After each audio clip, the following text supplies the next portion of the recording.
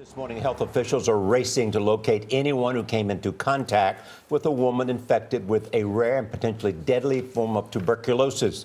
In April, the woman flew from Indiana to Chicago's O'Hare Airport. She spent time in Missouri and Tennessee before growing sick and being diagnosed with drug-resistant TB.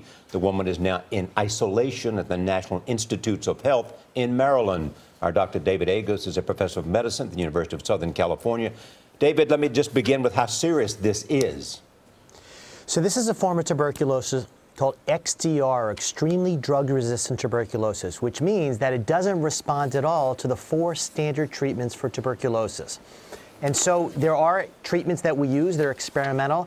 They take up to 2 years of these drugs. And so the treatments themselves are very toxic and require, obviously, significant costs. And right now require her to be contained in a facility at Building 10, which is the clinical center at NIH. Dr. Agus, we know that she came to the United States from India and traveled to at least 3 states, putting her in contact with hundreds of people. How contagious is it?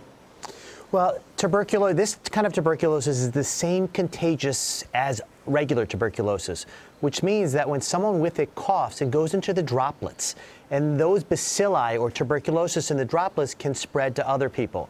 When someone coughs, that droplet can stay 2 to 3 hours in the air. So it is contagious. It isn't contagious by touch or anything like that. But it's not that high risk. And so tuberculosis really happens when people are in close quarters together. So that's why the people in her same row on a plane need to be identified and tested. And people who lived with her in the same house also need to be tested. So how do you get it, Dr. Agus? And could you get it and not know you have it?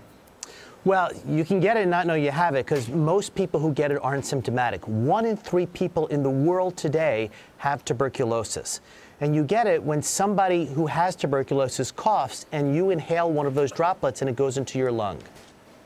All right, Dr. Agus. Is there a vaccination? There is a vaccination. It only works in terms of severity in young kids, so we don't use it in the United States.